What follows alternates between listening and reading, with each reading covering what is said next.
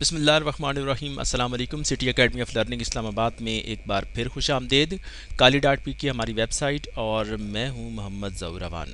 آج ہم ان پیج میں جاننے کی کوشش کریں گے کی بورڈ کے بارے میں، اور یہ جانیں گے کہ کی بورڈز کی کتنی قسمیں ہوتی ہیں اور اسے ہم کس طرح سے یوز کر سکتے ہیں۔ ہم اپنا ایک پیج اوپن کر لیتے ہیں، اور جب بھی آپ ٹائپ کرنے لگتے ہیں تو آپ کو سب سے پہلے کی بورڈ اپنا ڈیفائن کرنا پڑتا ہے یا سیٹ کرنا پڑتا ہے۔ جو کی بورڈ آپ رکھیں گے تو وہی آپ کا جس پر آپ کا ہاتھ چلا ہوا ہوگا اسے آپ یوز کریں گے۔ تو سب سے پہلے میں آپ کو بتاتا ہوں کہ کی بورڈ آپ کیسے سلیکٹ کریں گے۔ آپ مینیو بار میں جائیں گے، ایڈٹ کے آپشن پر فائل کے ساتھ جو ایڈٹ لکھا ہوا آپ کو نظر آ رہا ہے اس پہ آپ جائیں گے، اور پھر بالکل نیچے آپ آ جائیں گے، یہاں پہ پریفرنسز پہ آپ جاتے ہیں، اور یہاں سے آگے ہوتے ہوئے آپ کی بورڈ پریفرنسز پہ چلے جاتے ہیں۔ آپ ایک بار پھر نوٹ کر لیں کہ جیسے ہی یہ خالی پیج آپ کے سامنے اوپن ہوتا ہے تو آپ مینیو بار سے آپ ایڈٹ کے آپشن میں جائیں گے، ڈراپ ڈاؤن ایک لسٹ آپ کے سامنے کھلے گی، آپ پریفرنسز میں جائیں گے، پریفرنسز سے ہوتے ہوئے آپ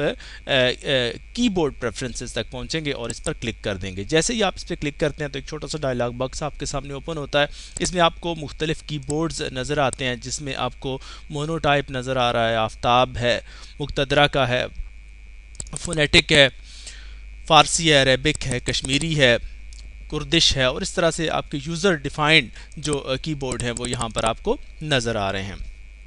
تو اس طرح سے آپ ان میں سے عام طور پر میں آپ کو بتا دوں کہ سب سے زیادہ جو یوز ہوتا ہے وہ فونیٹک ہے، اور آپ نے اگر کام کرنا ہے تو آپ فونیٹک میں ہی کام کریں، اس لیے کہ جب آپ انٹرنیٹ پر آپ کام کرتے ہیں اور پاک اردو انسٹالر جب آپ انسٹال کرتے ہیں، اور اس طرح سے جو اردو لکھنے والے جو سافٹ ویئر انٹرنیٹ پر آپ کو اویلیبل ہوتے ہیں، وہ جب آپ اس میں آپ جیسے فیس بک میں آپ کوئی اردو میں آپ جب چیٹنگ کرنا چاہ رہے ہوتے ہیں اور ٹیکسٹ اردو کا لکھنا چاہ رہے ہوتے ہیں یا مختلف فورمز پہ آپ لکھتے ہیں، تو اس وقت آپ کو جو سافٹ ویئر ملتے ہیں، جو یونیکوڈ میں جو کنورٹڈ فارم میں آپ جب آپ لکھتے ہیں تو وہ فونیٹک کی ہی کیز سیٹ ہوئی ہوتی ہیں۔ تو اس لیے بہتر یہی ہے کہ آپ کسی اور کی میں جائیں، تو سب سے بہتر یہ ہے کہ آپ فونیٹک کو یوز کر لیں۔ اب فونیٹک میں کیز کس طرح سے ڈسٹریبیوٹ کی گئی ہیں، کس کی بورڈ کے کس کی کے نیچے کون سا لفظ لکھا جاتا ہے، اب یہاں پر آپ جب کلک کریں گے تو آپ کو پتہ چل جائے گا۔ یہ کیز آپ نے دیکھا کہ یہ ساری کی ساری آپ کو یہاں پہ لکھی ہوئی نظر آتی ہیں۔ یہ ساری کیز ہیں، جیسے آپ کو پی لکھا ہوا نظر آ رہا ہے اور پے کے اوپر ہے، پھر اسی طرح سے یا ہے، ہے، گاف ہے، اور اس طرح کے جتنے بھی ورڈز ہیں وہ سارے کے سارے آپ کو یہاں پہ انگلش کے کی بورڈ پر آپ کو لکھے ہوئے ساتھ نظر آ رہے ہیں۔ یہ آپ کو یاد رکھنے پڑیں گے، اور اس طرح سے آپ اپنا کام آسانی سے کر سکتے ہیں۔ اس کا آپ پرنٹ بھی لے سکتے ہیں، پرنٹ لے کے آپ راستے سے چلتے ہوئے اس کو یاد کر لیں، بار بار کھول کھول کے اس کو دیکھیں تو آپ کو یہ چیزیں یاد ہو جائیں گی، اور پھر آپ کو جب آپ اسے امپلیمنٹ کریں گے تو آپ کو بڑا آسانی سے آپ اس میں کام کر سکیں گے، اور یہ چیزیں یاد رکھنا آپ کے لیے آسان ہو جائیں گی۔ اس میں آپ کو بتاتا چلوں کہ جو مختلف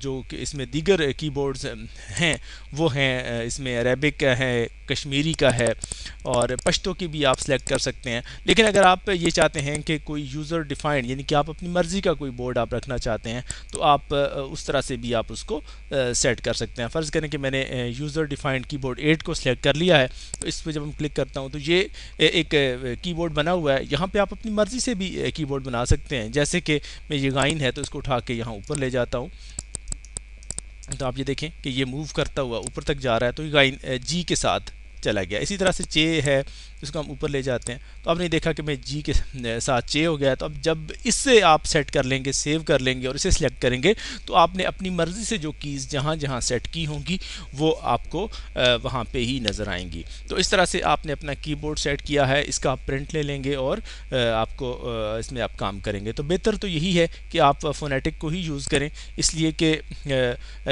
جب آپ فونیٹک کو یوز کریں گے، جیسے اب آپ نے یہ یہاں پہ کیز کو سیٹ کیا ہے تو اس کے بعد آپ سیو کرتے ہیں، تو سیو سیو آپ جب جیسے ہی آپ کرتے ہیں تو یہ آپ کا کی بورڈ کے جو یوزر ڈیفائنڈ کیز ہیں اس میں یہ آپ کی جو چینج شدہ کیز ہوتی ہیں یہ سیو ہو جاتی ہیں. لیکن سب سے بہتر آپشن آپ کے لیے یہی ہے, میں ریکمینڈ یہی کروں گا کہ آپ فونیٹک کو یوز کریں.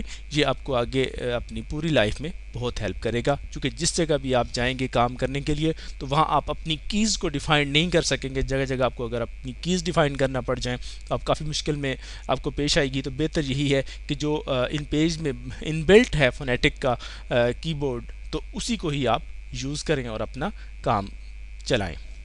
یہ تھا ہمارا کی بورڈ کو سیٹ کرنا.